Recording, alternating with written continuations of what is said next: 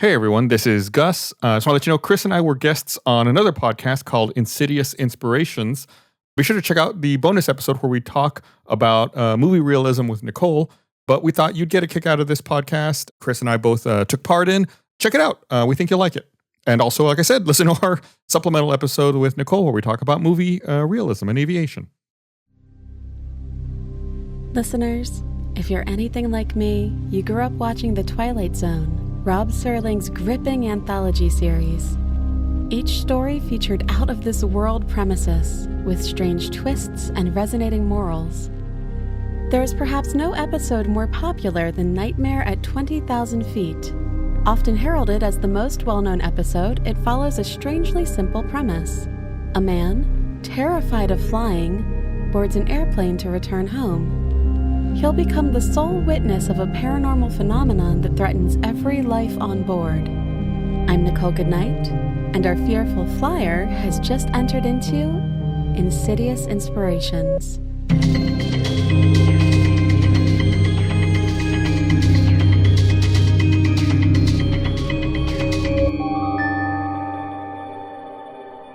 To properly tell the tale of flying fears and the history of gremlins, we've brought on two knowledgeable guests. I'm joined by Gus Sorolla and Chris Damaris from Rooster Teeth's aviation disaster podcast, Black Box Down. Hey there. Hello. Each week on their show, Gus and Chris dive into the terrifyingly true tales of airplane malfunctions, crashes, and the solutions to ensure these disasters never occur again. This week, we'll be looking at the storied history of gremlins. Not the small furry companions from Joe Dante's 1984 movie Gremlins, or the strange man on the wing of Rob Serling's plane in the Twilight Zone, or Actually, one of the biggest problems we ran into while researching Gremlins is that this contemporary piece of folklore doesn't have any rigidity yet. Accounts of gremlins vary. While some describe the creatures as tiny, pixie-like people or air spirits, other accounts tell of 3-foot-tall lizard-like aliens. There are two reasons for the inconsistencies between stories. The first is gremlins are relatively recent folklore, and the second is they're intrinsically tied to air travel. With the standardization of air travel, a lot of mysticism around flying has faded away, and so too has the folklore of gremlins. One of the first accounts of gremlins can be found in Pauline Gower's 1938 novel, The ATA, Woman with Wings. The author describes Scotland as a gremlin country, where scissor-wielding fae cut the wires of unattended biplanes. But it wasn't until the Second World War that gremlins would enter into international attention. Gremlins were whispered about by members of the UK's Royal Air Force. Crewmen were quick to blame gremlins for a variety of things like missing fuel, which they supposedly drank, or underlying mechanical problems. At first glance, it might seem as though gremlins are a convenient way for pilots to save face when they made mistakes, but the superstition amongst the RAF was much deeper. During World War II, gremlins were portrayed as equal opportunity tricksters, not taking any specific side in the war, instead causing mayhem wherever they could. In the summer of 1940, the Royal Air Force even commissioned a series of posters warning of gremlins. The posters depicted small gray men, no bigger than a G.I. Joe action figure, pouring oil cans on the ground to trip crewmen or throwing screws and metal scraps into the eyes of warehouse workers. One poster even preached the importance of building your plane with round corners so gremlins couldn't latch on during takeoff. But as the war waged on, the narrative around gremlins changed. They weren't just an inconvenience and a reason to double-check before takeoff. No, they became a force for good. Now, gremlins' actions were dependent on a pilot's attitude. If a pilot was too cocky, little things might go awry. If a pilot was fastidious and double-checked their work, gremlins didn't just stop messing with the plane. Well, they'd actually keep it airborne and ensure a safe landing. Which, again, sounds like war propaganda not to rush your work, but over the course of the war, there were some miracles and some disasters that seemed far from ordinary. In this episode, we'll be focusing on the Boeing B-17, which was dubbed the Flying Fortress. This 4-engine low-wing monoplane first debuted July 28, 1935. Rolling out of the hangar, it was simply known as Model 299, but upon seeing the impressive new plane, a Seattle Times reporter dubbed it the Flying Fortress, which was an apt name that was quickly trademarked and adopted. The B-17 was built by Boeing at the Army's request for a large multi-engine bomber. It featured various armaments and boasted a flight deck as opposed to an open cockpit. The B-17 would first see combat in 1941, where the British Royal Air Force piloted several planes for high-altitude missions. It's no coincidence that after flying over England, the B-17s became the home to many gremlins of their own. Quickly, the folklore surrounding gremlins spread to American planes and their pilots. After the break, we're going to look at 3 stories of aviation disasters in 1943, 1944, and 2019. Nicole here with a brief ad break. And a reminder, you can get access to ad-free and bonus episodes of our show by heading to patreon.com/insidiouspod. And now, back to our show. Our first story takes us to February 1st, 1943. An enemy fighter was attacking a bomb group formation when it went out of control and crashed into the rear of the fuselage of a B-17 named All-American.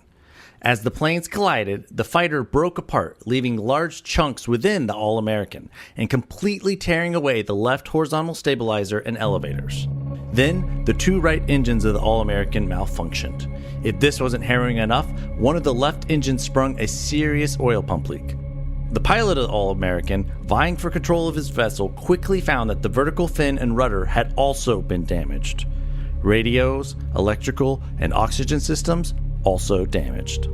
The fighter plane had left a hole in the top of the All-American that was over 16 feet long and 4 feet wide. And now, the pilot had yet another problem. The tail of his plane was held on by 2 small pieces of the frame and began to bounce and sway in the wind. It even began to twist as the plane turned.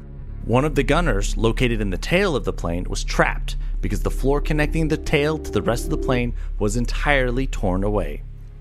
Despite all this, the plane still flew. The crew immediately began rushing around trying to repair the plane as best they could. In enemy territory, full of bombs and far from any safe harbor, the crew's only option was to keep the plane operational long enough for the pilot to finish his mission and return home. The tail and waist gunner used parts of the fighter plane and their own parachute harnesses in an attempt to mend the tail and keep it from ripping off. But as soon as they succeeded in solving one problem, another arose. The pilot had opened the bomb bay doors and the wind turbulence blew one of the waist gunners into the broken tail section. Now, with 2 men trapped in the tail, and the fear that it might break off at any moment, the crew used additional parachute harnesses and cloth to make a rope and haul the waist gunner back to the body of the plane. Once he'd successfully made it back, the crew tried to rescue the tail gunner too, when all of their hard work came undone. The debris and rope holding the tail together came loose, causing the tail to begin flapping and threatening to break off. Fortunately, the weight of the tail gunner was holding some of the plane intact, so he stayed put. At this point, it's a miracle that the plane isn't falling through the air. The pilot presses his luck and begins a slow turn back towards England. The plane continued to fly another 70 miles, but their journey still wasn't over. Nearing the border of friendly territory, the All-American started to lose altitude and speed. As the plane began its descent, 2 more enemy fighters flew in behind it and began attacking the B-17. Having already weathered the worst, the crew began firing back. The gunners returned to their turrets, and one crewman even fired his pistol through the gaping hole of the B-17. But they had to spread out their shots. If the tail gunner fired too much, he'd actually start turning the plane. Soon enough, the crew was able to drive off the fighters, and the B-17 glided into friendly territory. Now, the pilot desperately needed to radio base and prepare for a crash landing. But their radio equipment had been damaged in altercations. A friendly fighter was sent to fly alongside the All-American, interpret hand signals from the crew, and relay them back to base. The crew signaled that all 5 parachutes had been used, and the crew would be unable to bail out safely. Deciding that it would be unsafe for the crew to even attempt to bail, the pilot decided to stay with the plane and try to land. Now, 2.5 hours after being severely damaged, the B-17 lined up with the runway, which was still another 40 miles away. The pilot began lowering the plane into an emergency landing. As the B-17 finally approached the runway, an ambulance drove up, prepared to treat the crew. but it was quickly signaled away. Believe it or not a single member aboard the All-American had been injured. The plane landed, and the crew disembarked. The next story is equally fantastic and one of the most popular accounts of gremlins in World War II. It's also a story to take with a grain of salt. The following is one of the few first-hand accounts published in recent memory.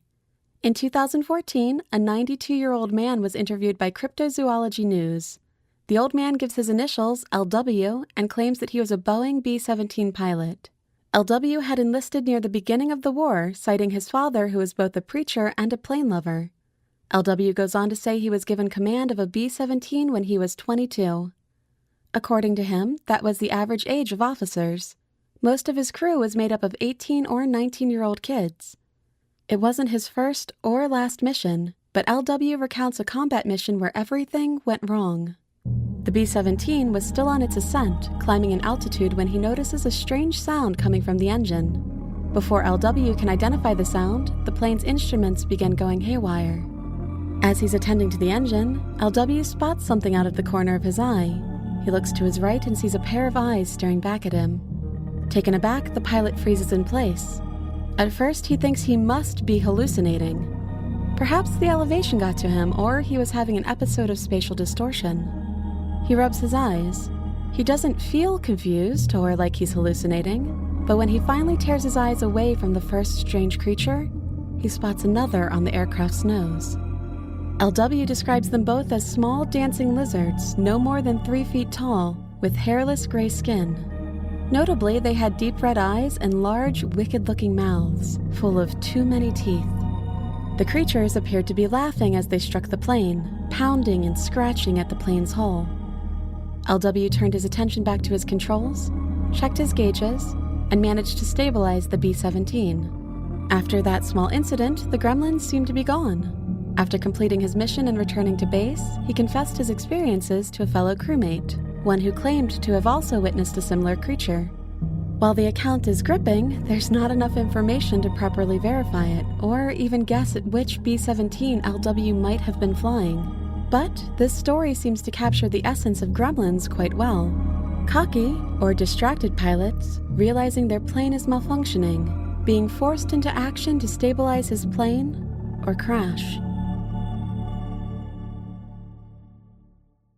Our last story brings us much closer to the present day. In 2019, a disaster struck one of the few remaining B-17s. A plane known as 909 was operated by the nonprofit Collings Foundation, which offered a living history flight.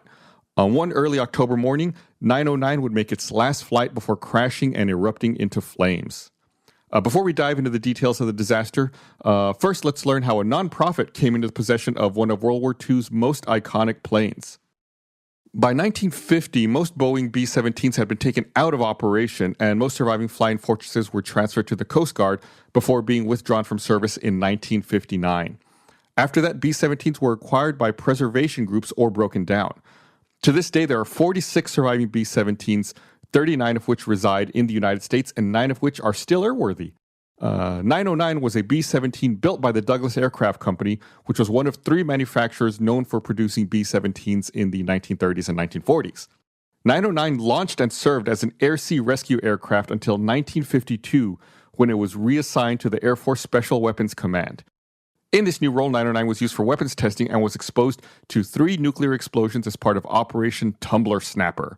Tumbler Snapper consisted of 8 tests sponsored by the Atomic Energy Commission and Department of Defense to measure and explain discrepancies between the actual and estimated shock waves of nuclear explosives. It's likely that 909 was responsible for the 3 airdrop tests conducted by the Atomic Energy Commission. After Operation Tumbler Snapper concluded, 909 sat unused and untouched until 1956, when it was purchased as scrap for a measly $269. In today's money, that's the equivalent of about $2,200. Despite being subjected to 3 nuclear tests, the plane was still in relatively good condition. Over the next decade, the new owners would slowly return the B-17 to airworthy conditions. In 1977, the plane entered civilian service and flew regularly. In 1985, the operator's business was liquidated and the plane changed hands again. this time finding itself in the care of the Collings Foundation, an educational nonprofit dedicated to the preservation and public display of transportation history. Under new ownership, the B-17 was restored to its 1945 configuration, given a new coat of paint, making it resemble 909, a notorious B-17 that completed over 140 combat missions without any crew loss. At this point, I feel it's important to mention that the original 909 that flew bombing raids and saw service in World War II actually was decommissioned and scrapped in 1945. The Collings 909 that we're talking about right now was a plane that was manufactured on April 7th, 1945, a little too late for service in World War II. After being acquired by Collings, it was repainted and redubbed the 909 as an homage to the original 909, which actually did fly in World War II. The new 909 would fly for the next 33 years, suffering only 2 minor accidents. First in August 1987, when the B-17 overran the runway while landing, and again in July 1995, when the plane suffered damage while landing. All in all, 909 was a sturdy, well-maintained plane. And all of that, of course, brings us to October 2019. On the day of the accident, the plane's journey was delayed 40 minutes due to difficulty starting one of the 4 engines. After spotting the malfunction, the pilot reportedly turned off the other 3 engines and using a spray can of nitrogen attempted to blow out the moisture in the malfunctioning engine. Seemingly satisfied with this solution, the plane was cleared for takeoff. The aircraft took off at 9:48 a.m. local time, carrying 3 crew members and 10 passengers. Shortly after takeoff, a witness reported smoking and sputtering from one of the engines. At 9:50, just 2 minutes after takeoff, the pilot radioed that engine number 4 was having issues. The Bradley International Airport control tower diverted traffic, allowing for the B-17 to make an emergency landing. The aircraft came in low, touching down 1,000 feet short of the runway and clipping an ILS antenna array. This caused the B-17 to veer to the right and travel into a grassy area between taxiways before finally crashing into a de-icing facility at 9:54. Then the aircraft burst into flames. Fortunately, one of the passengers, a Connecticut Air National Guardsman, was able to open an escape hatch despite suffering a broken arm and collarbone. A nearby airport employee who witnessed the crash was able to rush to the site and began pulling passengers from the aircraft. The employee suffered severe burns on his hands and arms and was later taken to a hospital. A nearby construction worker also saw the commotion and after climbing over a barbed wire fence helped treat the passengers, even making one of them a tourniquet. The construction worker was uninjured during the accident. The incident killed 7 of the 13 people on board and injured the other 6. Much of the aircraft was destroyed in the ensuing fire, with only a tail and portion of one wing surviving the blaze. In October, the National Transportation Safety Board issued a preliminary report stating that there was no water or debris found within the fuel tanks and cleared the fuel truck that had serviced B-17. During the accident, the pilot reported that engine number 4 has a rough magneto, which acts as the ignition system in most airplanes. In March of 2020, the Federal Aviation Administration revoked the Collings Foundation's permission to carry passengers, citing safety concerns and even claiming that key personnel were ignorant of maintenance programs and basic operation information. The primary cause of the accident was found to be the left magneto of engine number 4, which had been jury-rigged with safety wire and rendered completely inoperable, while the right magneto failed to spark in 4 of its 9 cylinders. Most engines have redundant magnetos, so in this particular incident, both magneto systems were insufficient. The number 4 prop was also feathered, and the number 3 prop was nearly feathered, which rendered them pretty useless as far as generating thrust. The aircraft landed with flaps retracted and gear extended. Perhaps most damning was the FAA's final statement. They believed the B-17 could likely have overflown the approach lights and landed on the runway had the pilot kept the landing gear retracted and accelerated to 120 miles per hour until it was evident the airplane would reach the runway. Boeing B-17 Flying Fortress, a marvel of engineering and an aerial icon of World War II. Over 12,700 B-17s were made leading up to May 1945. Many of which wouldn't survive the war. For each small miracle, there was an equally terrible disaster.